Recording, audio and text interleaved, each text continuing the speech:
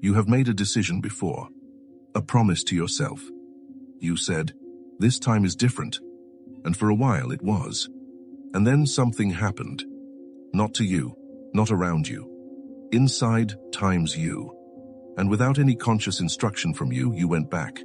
Back to the same pattern, the same wall, the same version of yourself you swore you were finished with. Most people call this weakness. Carl Jung called it something else entirely.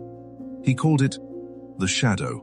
And what he discovered about it, what he spent 40 years studying, will make you understand yourself in a way that no productivity system, no morning routine, and no amount of discipline ever could. Because the force running your life right now, you have never once introduced yourself to it. Stay with me.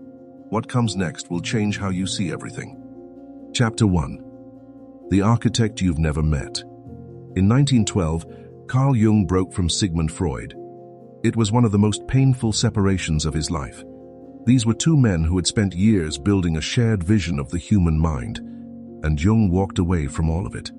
Not because of pride, because he had seen something Freud refused to look at. Freud believed the unconscious was essentially a storage room for repressed, sexual, and aggressive impulses. Dark material the conscious mind didn't want to deal with. Jung saw something far more complex. He saw that the unconscious was not a basement full of locked boxes. It was an entire second personality, operating beneath your awareness, making decisions, shaping your reactions, choosing your relationships, sabotaging your plans. Jung called the most critical part of this hidden personality the shadow. And here is the definition that will matter to you personally. The shadow is not evil. It is not your dark side in the way you imagine when you hear those words. The shadow is every part of you that you decided or were taught was not acceptable. Your rage, yes, but also your ambition, your hunger, your grief, your neediness, your fear, your desire to be truly known by another person. Everything that got looked at and judged by a parent, by a teacher, by a culture, by you, and placed into the dark. Jung's discovery was this: you do not get rid of these parts by burying them. You give them power, because the parts of you that live in darkness do not disappear. They learn to operate without your permission, and they are operating right now. Chapter 2. How it was built without you knowing. There was a moment, you probably don't remember it, when you made a decision about yourself. You didn't sit down and think it through. There was no conscious deliberation. Something happened, and your mind, being the survival machine it is, drew a conclusion. Maybe someone laughed at you when you were genuinely excited about something, and you concluded, showing excitement is dangerous. Maybe you showed fear and someone used it against you, and you concluded, being vulnerable makes you a target. Maybe you needed something: comfort, reassurance, presence, and it wasn't there. And you concluded, needing things is weak. These conclusions didn't go into your memory the way a normal experience does. They went into your architecture. They became the rules your nervous system operates by. Not beliefs you hold, rules you live inside of. Jung understood this with a precision that modern neuroscience has now confirmed. The experiences that shape the shadow most powerfully are not the dramatic, memorable ones. They are the repeated, ordinary, low-level messages that accumulated so gradually you never noticed them becoming part of you. The father who was never quite satisfied. The mother who needed you to be fine so she could be fine. The environment that rewarded performance and punished honesty. By the time you were old enough to think about who you are, the shadow was already built.